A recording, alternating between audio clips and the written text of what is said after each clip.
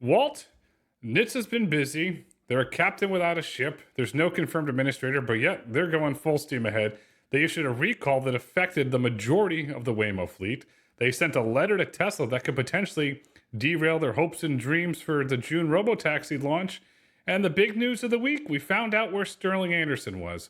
We didn't find him in a Where's Waldo book wearing a red cap and a white and red shirt. Instead, we found him in a GM corporate photo announced as Chief Product Officer. I didn't see that coming. What do you think? I don't really consider GM an iconic company. No, apologies to any of our GM listeners. So yeah, that was a surprise. There was nothing in the press release mentioning autonomy, but it's hard to believe that GM is just going to bring him on to do software-defined vehicles.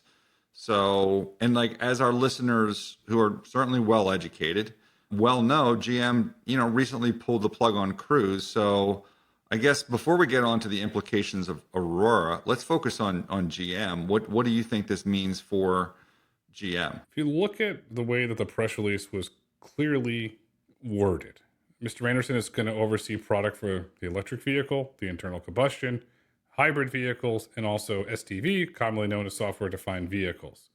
It seems that Mr. Anderson, and I'm just speculating here, but reading the tea leaves, that Miss Barra has 2 years left until she hits the mandatory retirement age, that perhaps Mr. Anderson is being groomed to be the next CEO of GM. It's a real plausible situation. I mean, I guess that's possible, but, Sterling is well respected within the autonomy world, certainly a smart guy, culturally, a driving force, certainly, to get things done. But is that the skill set that GM needs overall when you're talking about a massive company? GM needs a product reboot at the end of the day. And Mr. Anderson, let's not forget, he was the product lead behind the Model X, ushered that in. The Falcon Wing doors, all the complications with that. He was a lead engineer on autopilot. And if you're taking all the things GM needs an autonomy strategy, they need a product strategy, and they need a software strategy. Mr. Anderson has all three skill sets. What I'm going to look for as an indication if he is potentially on the path to being CEO, do we start to see Mr. Anderson pop up at GM factories? Do we start to see him doing more of the corporate tasks? That will be a sign for me. And then in 12 to 13 months, maybe 14 months, if we see the resignation or retirement of Mr. Paul Jacobson, CFO, that is another clear indicator that Mr. Anderson is indeed being fast-tracked. I mean, again, you may be right. I think OEMs face a variety of challenges. And again, no offense to Sterling, but it seems like when you're talking about a major, large organization like GM, it's just a different skill set in terms of what they would want to put there. But, maybe you need someone that can effectively disrupt what has been, maybe a bureaucratic organization. Certainly, I think that exists at a lot of large companies, even in the tech world. I mean, I think Google, to a certain extent, needs some internal disruption based on how their culture is. GM needs a reboot. Let's just call a spade a spade. Ford needs a reboot. The entire traditional automotive industry needs a reboot. Perhaps Mr. Anderson's the one to give him that reboot, because if GM does not reboot, they're going to be left behind. They're just going to keep doing buybacks and paying dividends and not innovating. That's really where they have to innovate to grow. Let's move on to the impact on Aurora now. I mean, I'm still surprised that, sorry to belabor this point, that no one asked this question on the earnings call about why the CEO, or excuse me, the co-founder had left. Within days of that announcement, you saw Uber effectively sell $1 billion worth of stock in this debt deal that they did. For our listeners that may not be familiar with how these instruments work, Aurora stock has to go up 10 or 15%, whatever the conversion rate is. I'm not sure where it ended up, in order for this to convert to stock. So if Uber really thought that Aurora's stock was going to decline, all this instrument does is give them $1 billion for free for a couple of years, and then they have to repay that $1 billion to anyone who purchased this issue. So if you're thinking that this is Uber thinking the stock will go down, it's not totally that way, because again, if it goes down, they're going to have to give the money back to investors in a couple of years, and they just got an interest-free loan. With that said, it's a pretty quick event to occur after you've had some disruption in the management team. Others will say, well, no, they're doing it right after going driver out. I suppose. And look, Uber has been spreading cash around to a lot of different places in the autonomy world. 100 million here, 100 million there. Within freight, it's been limited though, right? Uber has basically two relationships. They have Aurora that, they sold their ATG group to, and they have a now large stake in it as a result. That's the only reason their stake is so large there, is because they were able to sell this technology to Aurora. And they also have Wabi. I would guess that even though the focus has been in cars and how that's going to help the regular Uber business, that you're going to see additional relationships with other freight technology, trucking technology companies, of which there are many. So, and I guess my question to you, Grayson, is like, when that announcement hits, which should be expected, what's the reaction going to be to Aurora's stock? Like, oh my God, basically Uber sold Aurora's stock and then used the money to go and invest in a competitor or otherwise partner with a competitor. Well, we got the S4 filing to drop from Kodiak this week. Does Uber take some of those proceeds and put it into Kodiak's de-SPAC transaction? I mean, I think that they should, right? If you're putting $100 million into WeRide, then you have a U.S. technology company that's going to further your Uber freight business. Maybe, again, not as much exposure overall to Uber, but yeah, they should be either entering the pipe or just purchasing outright stock in this de-SPAC of Kodiak. They should want, just like they want in for cars and robotaxis, they should want diversity of options in order to push that business forward. On the freight side, I just want to clarify, they do have quote unquote partnerships, relationships with 90+% of the autonomous trucking companies, limited investments. But on the robotaxi side, as you clearly stated, they have investments in Wayve, they have investments in WeRide, they have multiple investments. And it seems to me that the same thing should happen with the freight side, because it would help hedge that risk. Because if you look at Aurora, it's a company in crisis. The risks are emerging left and right. You go drive route, your co-founder resigns, your head of IR can't communicate. I'm really sorry. The messaging coming from leadership, the heads of those departments, are not resonating. Nothing that they're just saying is resonating. It seems that Aurora needs a messaging reboot. They need a strategy reboot, because as multiple friends of ours said, and I got to credit this to our friend Robert Brown at Bot Auto, you go drive route, what's next? And that's what Aurora's facing. I mean, I think that's a fair point, and a lot of companies in this space, I think, are now recognizing this. And frankly, Aurora being not necessarily the first one through the chute, there was Right Too Simple, but the most recent one through the kind of the new awakening of autonomy. And you can see how the stock is going to perform after you've effectively proven the technology by going drive route, that the investor interest is not going to be all that enthralled by a press release that says, like, okay, your trucks now work when it's raining or at night, or when it's snowing at night.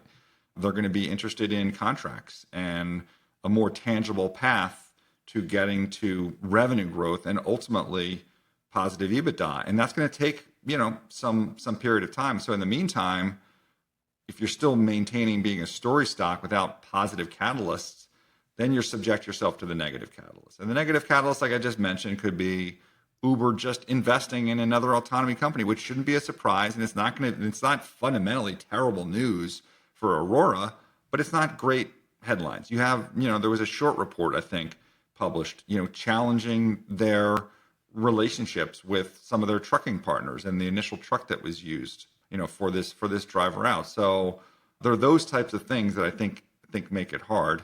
And I think they can do a better job in how they're communicating that. Here's my unsolicited advice to the head of communications at Aurora, head of IR. Make the earnings call more of a story, focused on commercialization, and less than a technical exercise. It's a snooze fest. It's not interesting. It's the analysts that cover Aurora. Ask the questions, ask the Sterling questions. This short report that you referenced, there is a statement in here, an email statement that I've been able to independently verify from PACCAR. And I want to read this statement here, quote for quote. PACCAR's autonomous vehicle platform, EVP, is a special version of our trucks that includes redundant safety systems and an HPC platform with APIs to connect with robotic driving systems like Aurora's. The EVP is still under development. We will not agree, that's key there, to commercialize anything that is not proven to be super safe. We're not there yet, end quote.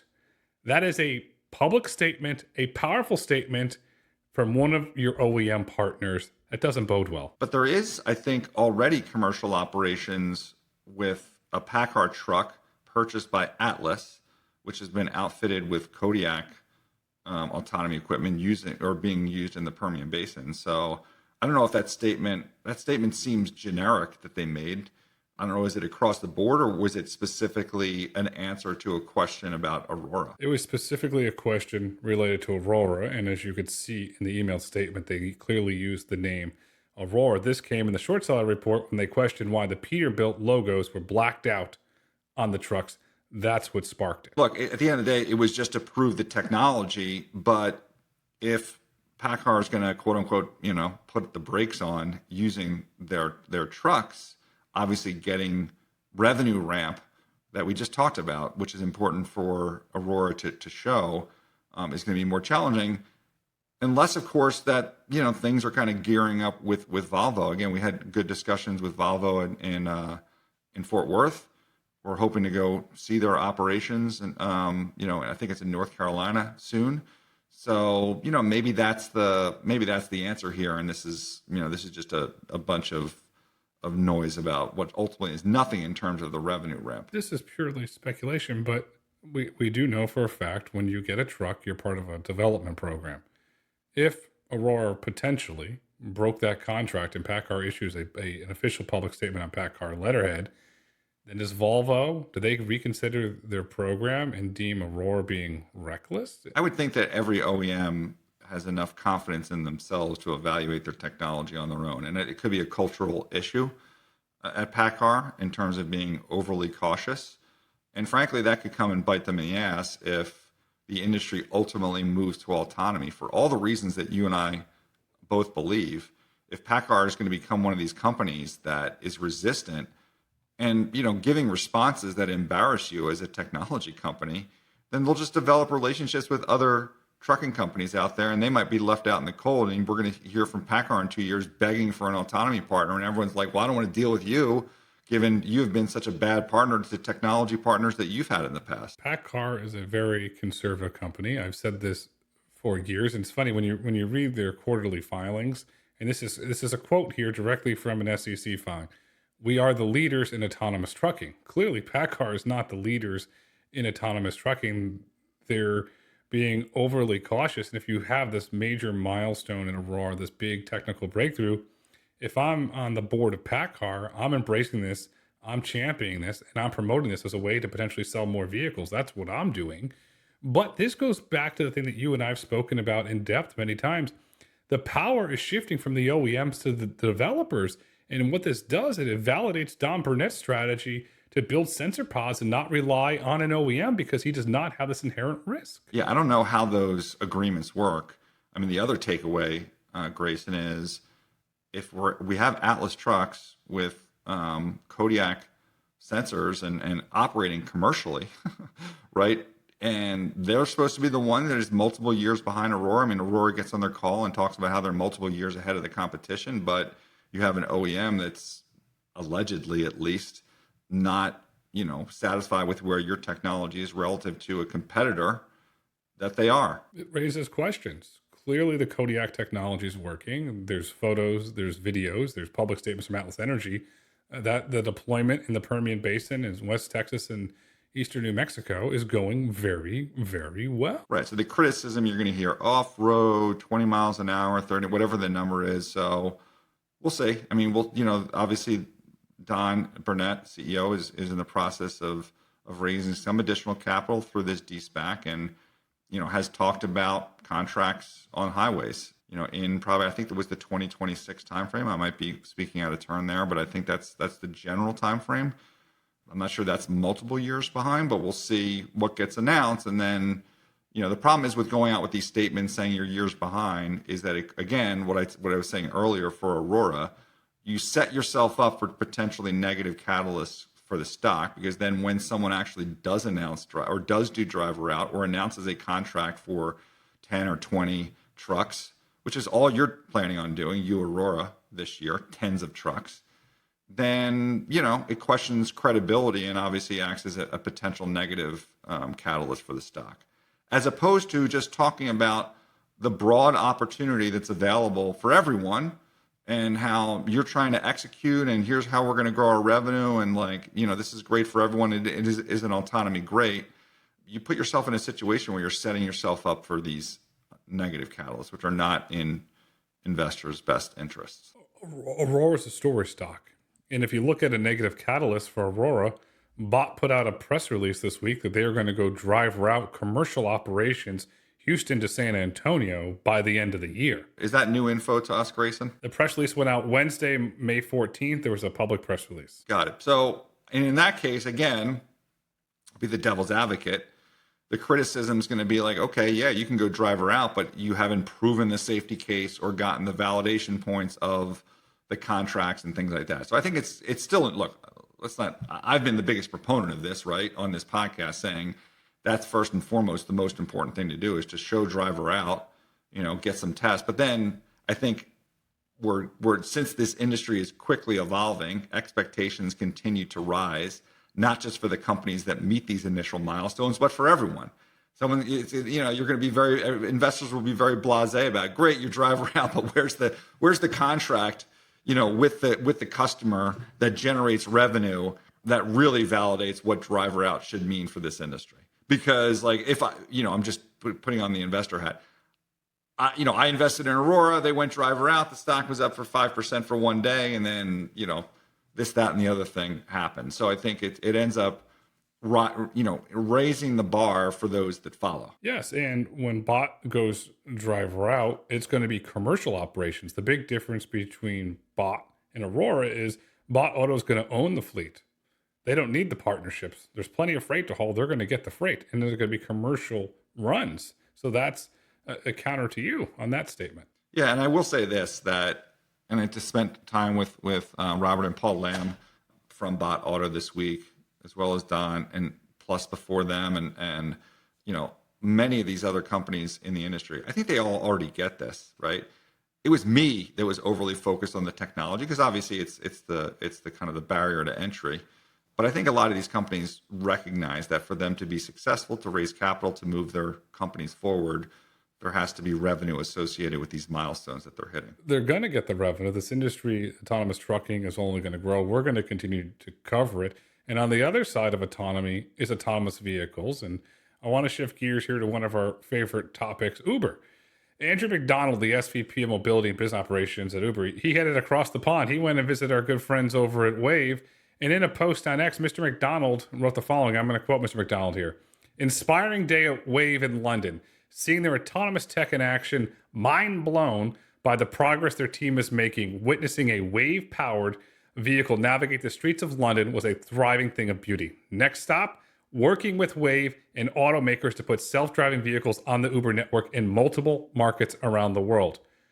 That's a signal OEM partnerships are coming and that Wayve's going global with Uber. I mean, I've been on the Wayve bandwagon since earlier this year.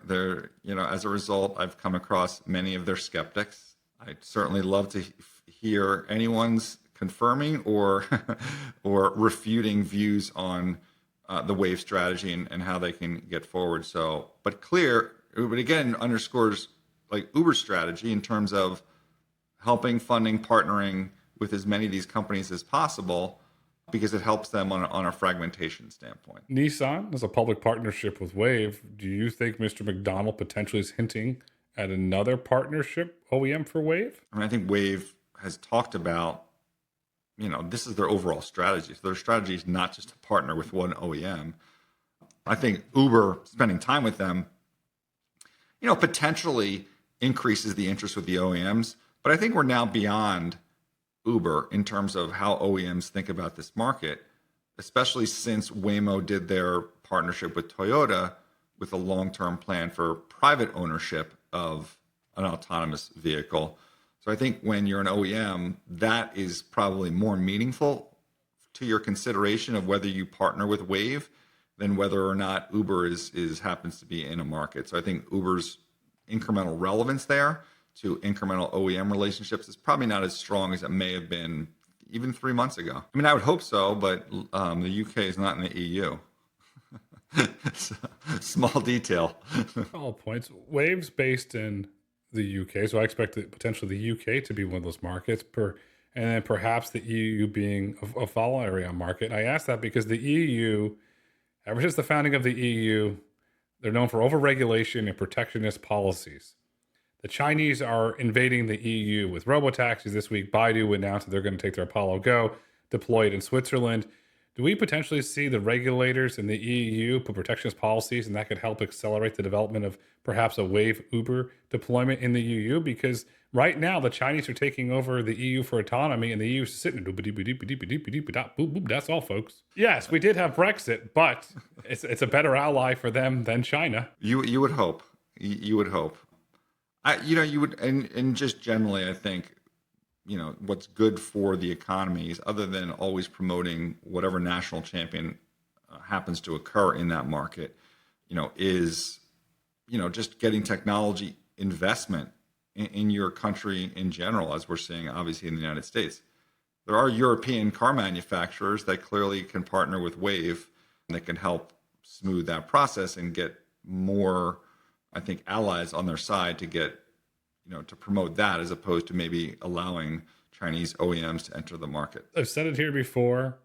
I got an inbound of hate mail, and I really don't care because sticks and stones won't break my bones. I'm going to say it again, Walt. At some point, Wayve will get a VW OEM deal. So send the hate mail you want. I said it again. At some point, Wayve will get a VW OEM deal. And then that will accelerate the development. VW will finally get their autonomy program figured out. I look forward to it. And feel free to CC me on the hate mail. I always have a good time hearing what people have to say about Grayson's views. Staying on the Chinese AV front, WeRide has filed to go public on Hong Kong. Is this because of what Senator Scott and President Trump are threatening to delist Chinese companies, that they need to have a hedge in place in case that does go through? I think 100% that's what it's about, because Hong Kong is certainly not the market you would want to be on. The U.S. is the best market. That's why they initially listed here. So clearly worried about the Trump ban. And I think that underscores kind of the questions that we should still have. Like, this trade war is more muted now, right? Given the reduction in the overall tariffs that are planned, but it still exists. And, moving beyond WeRide and where the stock can trade or not trade, what's your latest views on Zeekr and Hesai? Because, things seem significantly cooled off. We're not seeing TikTok getting shut down. Generally, the commentary of China has been more cooperative than negative. Is Zeekr and Hesai, are we going to still see these products 6-9 months, a year from now? Things might have cooled off, but listen, let's call a spade here. One truth post and things are heated up right again. Let's just call it how it is.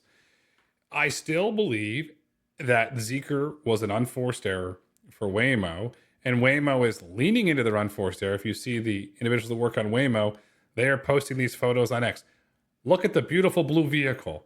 Waymo's really hyping up the Zeekr, which I don't get why. Why are you hyping it up with all the political uncertainty in the world? Not to mention, if you look at Pew Research data, the consumers do not trust Chinese vehicles. So what am I missing here? I'm not going to predict what our president's going to do or not going to do, but I will say manufacturing in the U.S. is important. I mean, look at what Tim Cook is facing by not traveling with the president and continuing to have manufacturing in India rather than the United States of America.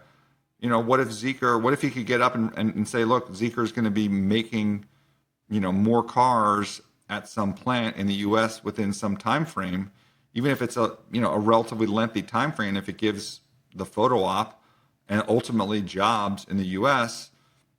Same thing for Hesai. However they want to structure that, that could be something that resolves the issue. Yes, but they're owned by the Chinese. They're not owned by a U.S. ally. They're owned by a U.S. adversary. And we talked about this last week, and I'm going to harp on it again this week. If I'm Hyundai, I'm livid. Where am I? Am I chopped liver? Where am I in this whole equation? South Korea, we're a U.S. ally. We have a plant in Savannah, Georgia. We're a job creator. Where am I? I mean, I think all bets are off though, because all there's a new opportunity for new relationships that for companies and countries that are willing to invest in the United States of America. So I hear what you're saying, but that's your viewpoint. I'm not sure that that's going to be followed through by the current administration. But time will tell. No matter what, it's an unforced error. It was the wrong decision. But staying on decision-making course here, NHTSA issued a recall for a majority of the Waymo fleet. That's the first time the Tesla bulls, look, we told you the Waymo's garbage, blah, blah, blah, blah. It's true, but it happens. They have a couple issues. They work through it. Over-the-air update. Market didn't react to it. Investors didn't question it. What are your thoughts about it? I mean, to be specific, there were 16 collisions with chains or gates over a period of multiple years.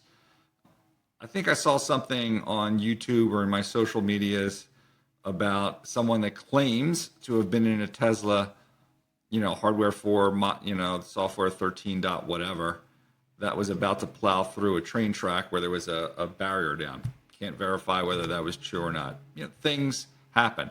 I mean, I guess the question is 1,200 cars is a lot, and when we hear recall, it's like old school recall where you have to send back your toy because you're afraid that it's going to choke your child.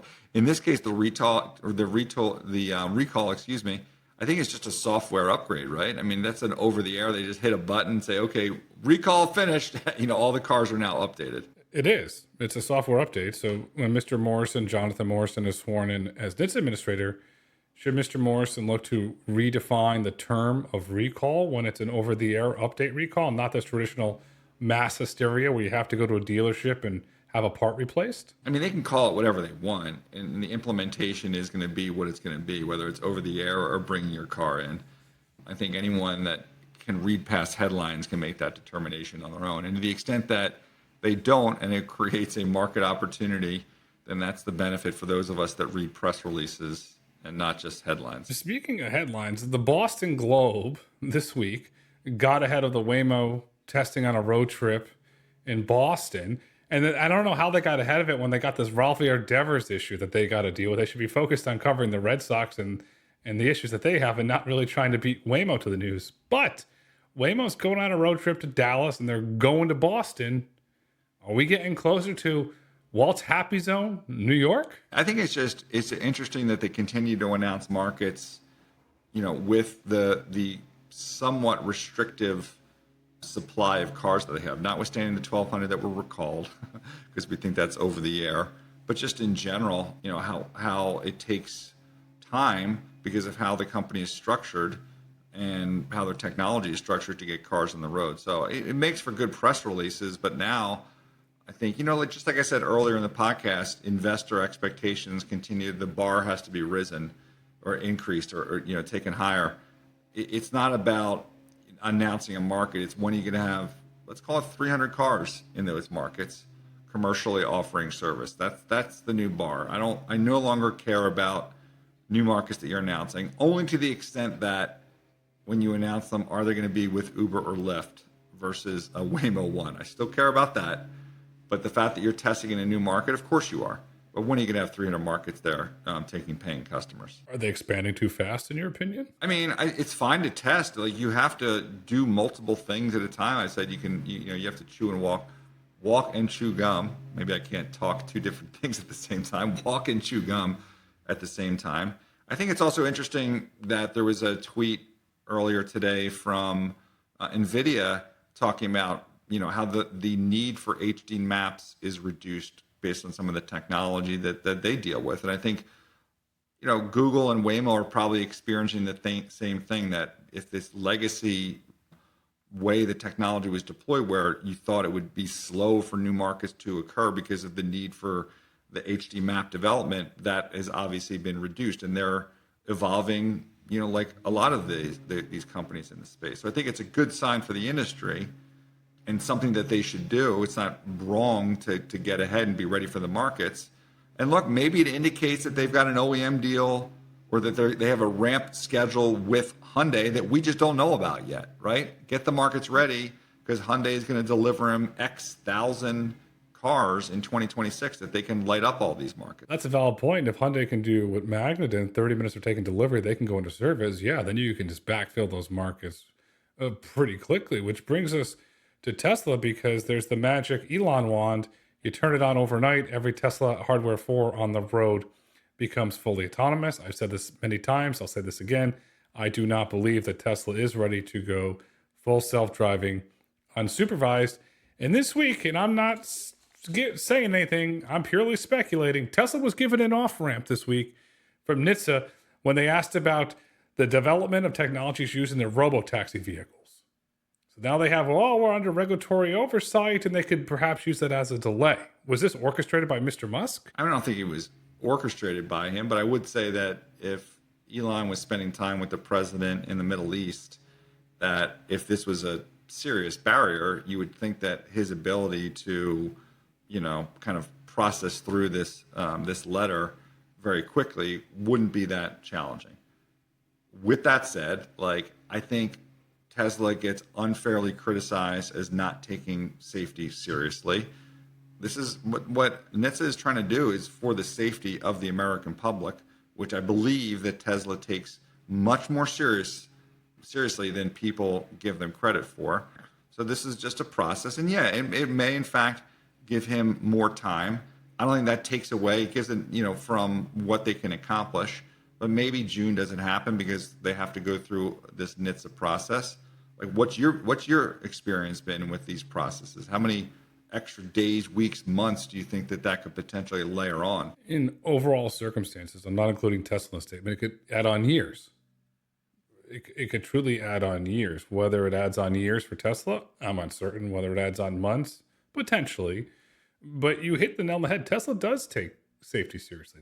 They're not rushing things. Mr. Musk has a vision, and you have to look at all the success they have with Neuralink, SpaceX, Boring Company. The gentleman's had a tremendous amount of success, not to mention he turned around X. So yes, at some point, I believe they will be able to achieve it. I do not believe they're going to be able to achieve it by June, but when they will, I'm uncertain, but I believe at the end of the day, they will be able to achieve it. Well, I think that's scary for you to say that a NHTSA letter could delay things for years.